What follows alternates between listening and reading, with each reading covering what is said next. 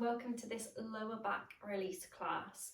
If you've got these available, grab yourself a yoga block or something that resembles one, and if at all possible, a squidgy Pilates ball. If you don't have one of these, something like a firm cushion will do, or just use your block, that will work just as well. Have those to the side of you. We're going to start by lying down. So if you've got a mat, pop that down, or just a space where you feel comfortable to come and lie down on your back. So scoot your bum up towards your heels. We're going to lie all the way down onto the back of the body. Take one hand to the base of your skull, so very top of your neck, and slide your hand up until you find that rounded part at the back of your head, and then pop your head back down. So release the hand, and you should have that slight tuck of the chin, so you've got the neutral curve at the back of the neck. Have a little wiggle until you feel back of shoulder blades and shoulders are level and spread, and then do the same with the back of the pelvis. So lift it up, pop it down, and pop your feet roughly hip distance or adjust as you need to feel nice and grounded. Grab hold of your yoga block now, and this part of the pelvis, the back of the pelvis that's on the floor, you're just going to lift it into a very low bridge position and slot that block or that cushion there so that you feel supported. So feel free to scoot around to find that comfortable position, but you should feel as though it's not digging into the vertebra of the spine, but it's supporting the back of the pelvis. So if you need to scoot about, find that perfect position and bring your hands to the front of the pelvis. So find those bony landmarks at the front. Find the structures of the pelvis so they feel like big kind of elephant ears. Wrap your hands around and just familiarize yourself with the structure. We want to find a nice neutral pelvis, so we're neither rocked forwards nor rolling it backwards and kind of pressing the lower back down. So as we roll it back, we'll feel more of a firmness in the glutes, we'll feel more of a shortening at the front of the body, and if we were to rock it the other way, rock it forwards, we'll find that we're more kind of arching through the middle back and the ribs will be flaring apart. So just have a feel for your own body. Maybe notice if you've got a tendency to kind of habitually go into one of those positions more than the other. Quite normal, by the way, so nothing to feel bad about, but let's just find that neutral place. Maybe sliding your hands now up towards the thighs and back down again, and just connect with this neutral position. From here, we'll take our hands to the lower ribs, and we're just going to start with a few deep breaths.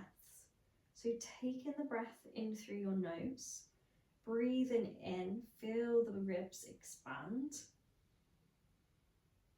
and softly release. So just take a few breaths like this.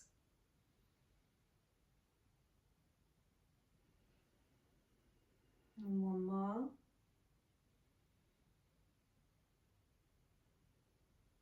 Okay, now get this pressing down of the feet. Find this energy rebound up the legs. And on your next intentional breath, send it to the back of the lower rib cage. So deep breath in and release. So breathe into the back of the body, that mid-spine area. That lower portion of the ribs. And one more.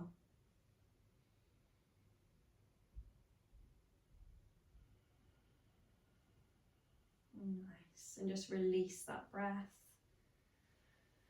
Okay, sometimes that alone, if we're in kind of this heightened state of our nervous system on high alert, just using the breath to slow things down, to connect and become into that more parasympathetic, that more relaxed state, can just help us when we're then moving our body, especially if we're experiencing any kind of aches, niggles, pains at the moment.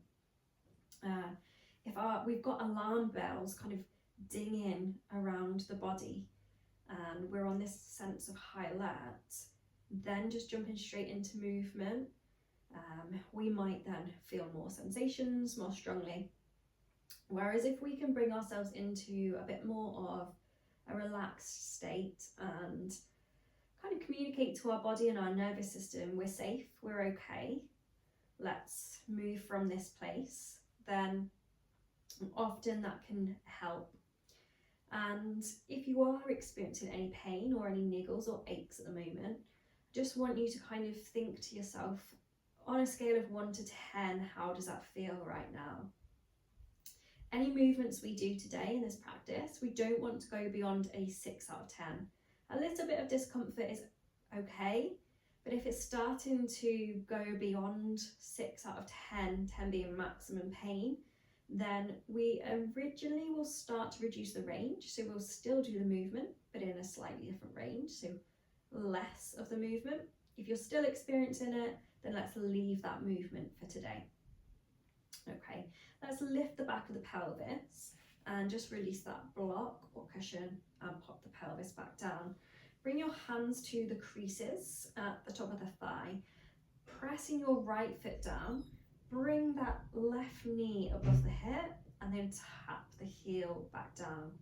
So keep pressing that right foot down to stabilize your body and keep the pelvis in position so that we're just moving from this left hip joint.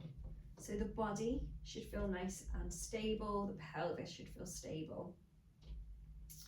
We should feel this energy rebounding up the right leg, and we should just feel the hip flexing and then coming back to neutral on this left side. And if you're struggling to support the body, really work with your breath. So exhale as you tap that heel down, inhale as you bring the knee back up on top of the pelvis. And do one more here. Good. Bring that knee back up. So we're going to go into a little bit of internal, external rotation.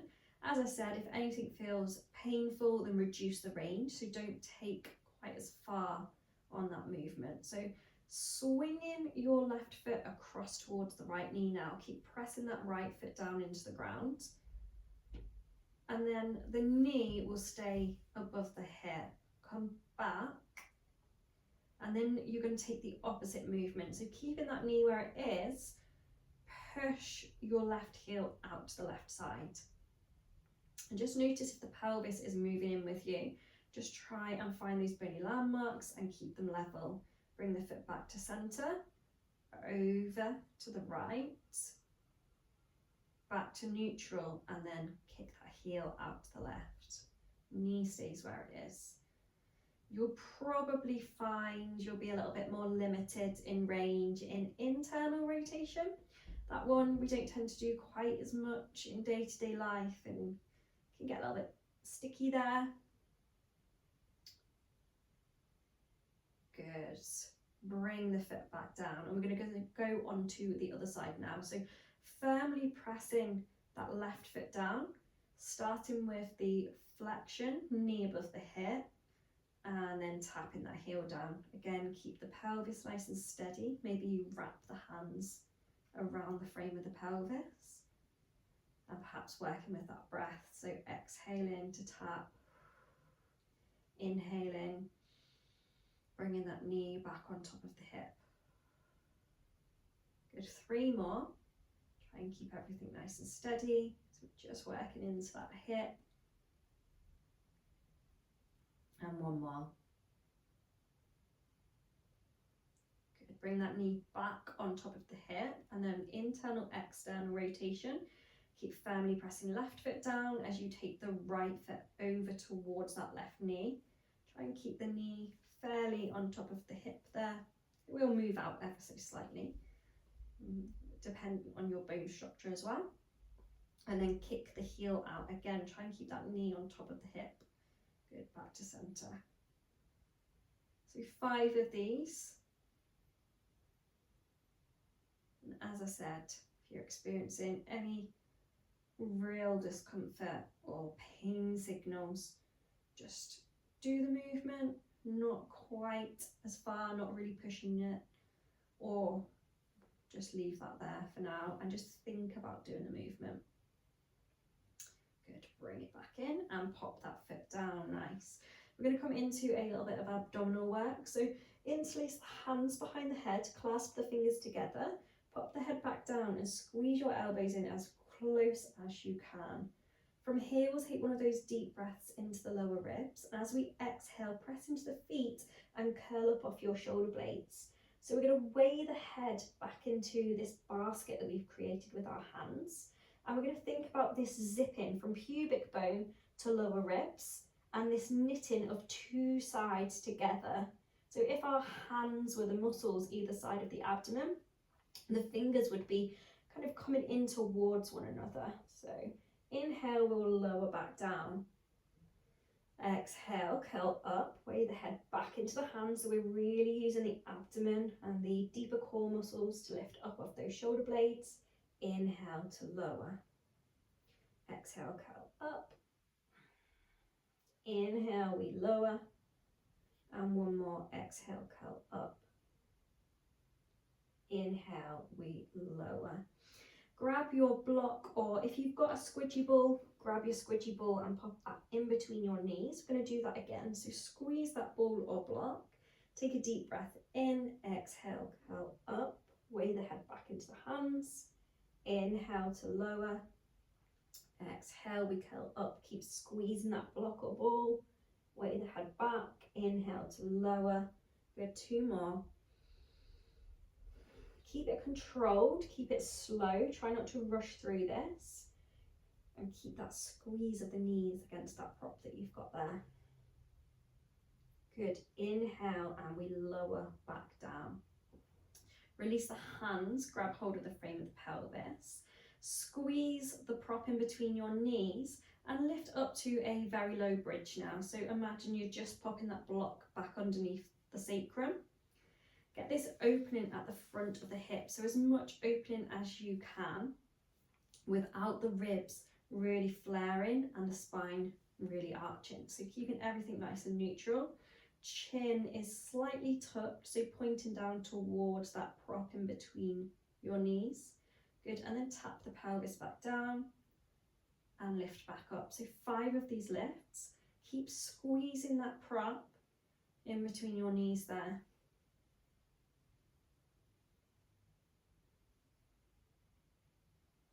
As we come up, we squeeze the glutes. Good, one more. And come back down. Good, release that prop. Roll over onto one side.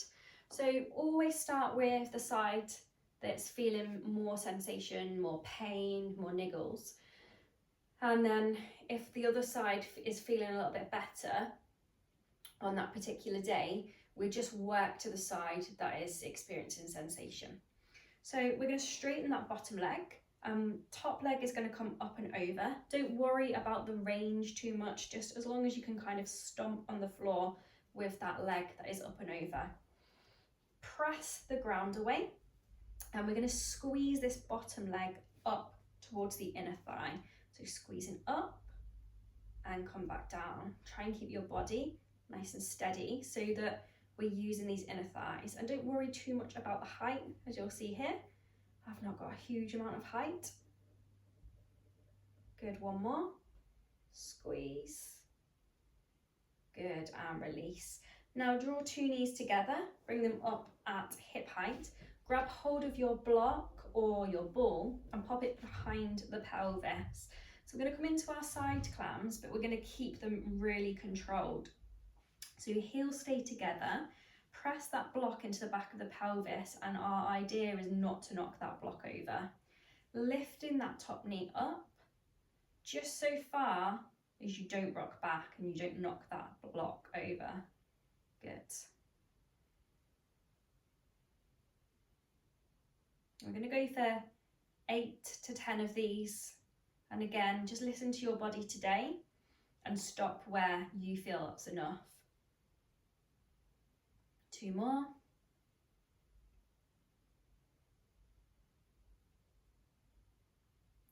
Good. If it feels okay, hover that knee and draw some circles with your knee. So again, you might draw big circles, or if that doesn't feel good, draw smaller circles and switch directions. Good. And we're simply going to switch and go onto the other side now. So starting with those adductions, so squeezing that bottom leg up, come onto the forearm, cross that top leg over. Feel free to use this free hand to support you, by the way. Squeezing up and coming back down. Good, so 5 of these. Really press this foot down into the ground to help keep you nice and stable. One more. Nice, into those side clams. So 2 knees together, heels together. Knees come up in line with your hips and take that block behind the back of the pelvis. So we keep the pelvis nice and steady. Open and close. So same amount of reps as you've just done on the other side. So always match your weaker side. 2 more. Good, and then into those circles.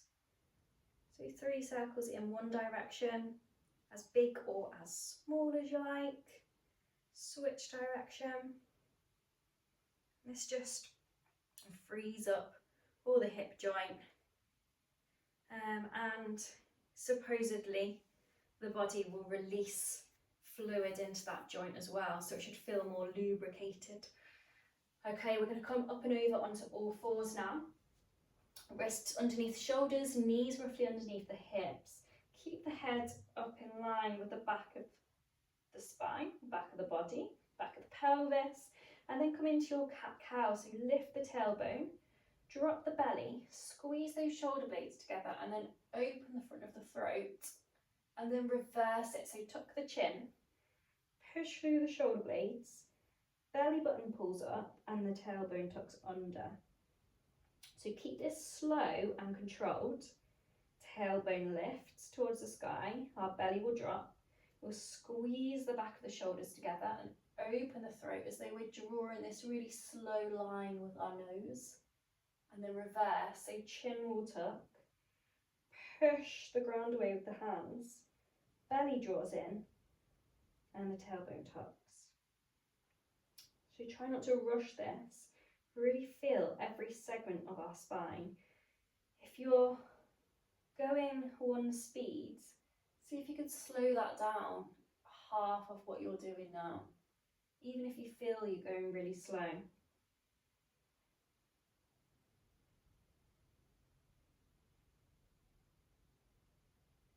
And then come somewhere in between the two, so more neutral.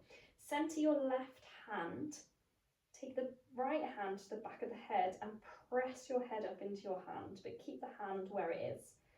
Elbow will widen, take a deep breath in, exhale, rotate and open, try and squeeze this top shoulder up towards the ceiling. And then we'll come back in just to neutral before we open back up again. So try and pull the shoulders away from one another and then come back in. Try and keep the pelvis nice and steady. If you need to, you can pop a block in between the knees, again like we've done before, just to try and keep everything nice and stable. So over to the other side, left hand to back of head, elbow wide, deep breath in, open to the left and draw that left shoulder up towards the sky, press your head back into your hand and then come back in. Again, open, squeeze and come back in.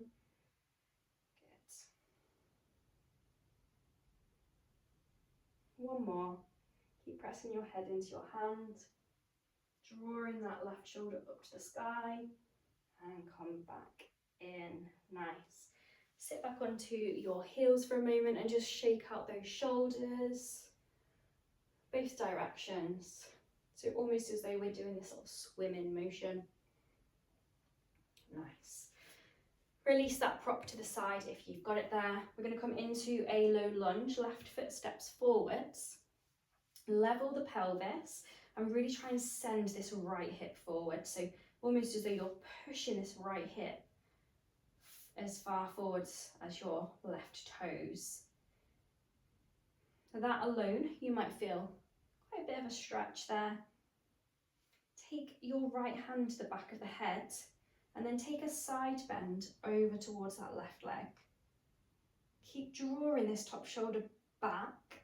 Oh, and then you should feel all that pull, maybe up through the front of the thigh, maybe more the front of the hip.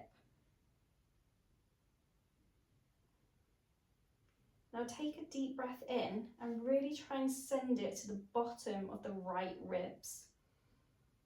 So all the way over to the side and back of the rib cage. Good. Coming back up, we're going to come into a runner's lunge. So bring your left ribs, left side of your chest to the left thigh. Take your hands onto the floor, framing either side of your foot, and pull your chest forwards. Tuck those right toes and lift the knee, and then really siphon the thigh, the front of the thigh, up. So we're taking out a bend in the knee. Push that right heel back. And then if it feels okay to do so, we're going to walk the hands all the way over to the left side now. So to the outer left foot, little toe side. Keep pulling your chest forwards. And then get this rounding. So almost as though you're tucking chin in and trying to round through the spine.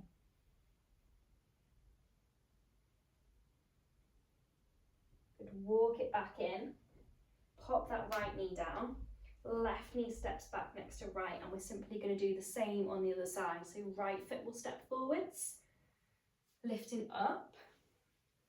Level the pelvis. So find those bony landmarks and try and even them out.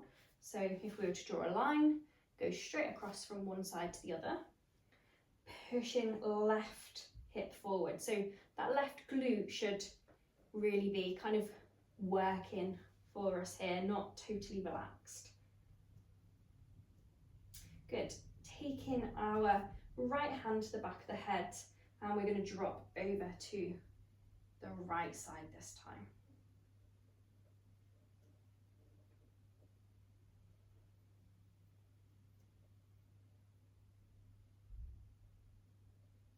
Again, really send that breath into the left side of your ribs. And then come on back up. Right side of the chest, right ribs to the right thigh, hands frame either side of the foot. They don't need to be exactly in line with the foot, just find a place that works for you. Mine is slightly more in front. I come onto finger tops as well. Pull the chest forwards. Good, and then runner's lunge.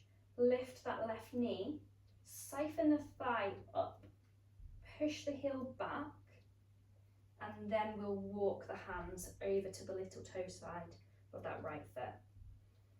So initially, just breathing into left ribs, pulling the chest forwards, and then we'll get that roundedness. So tucking chin and puffing up through the upper back. With your breath, as you breathe in, almost imagine you're separating all the tissue in between your ribs. Good, walk the hands back to centre, lower that back knee, step that right knee back next to left. Ease your bum back towards the heels. We'll finish in a child's pose. So take the knees as wide as you need to accommodate your body. Lower the arms down. And there's a couple of options here. You might walk the arms out long and get this sense of pulling your chest up towards the heel of your hands. Easing your bum back towards your heels, you'll feel more of a stretch through the back of the body as you release forehead down. Or you might just simply support yourself here. So with the block, the ball, or simply your hands, releasing the forehead And just finishing with a few deep breaths here, just to signify to yourself the end of the movement. And again, just finishing off in that state of a bit more relax and rest, less of the high alert.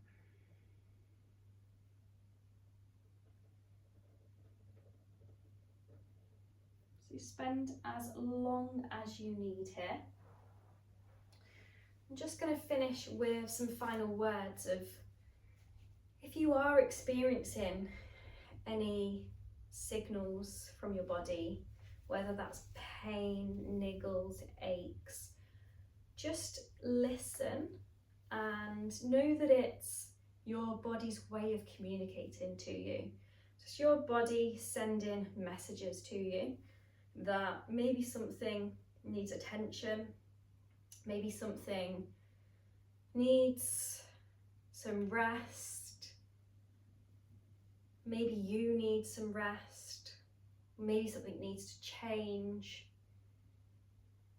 So instead of trying to fight against it, push through it, just take some time to really listen and just know your body is always trying to do its best for you.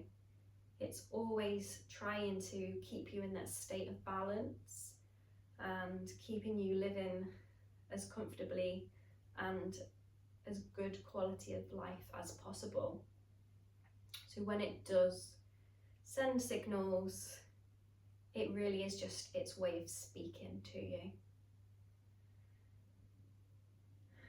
I hope you've enjoyed that practice and it's been beneficial for your body today, and I'll see you soon.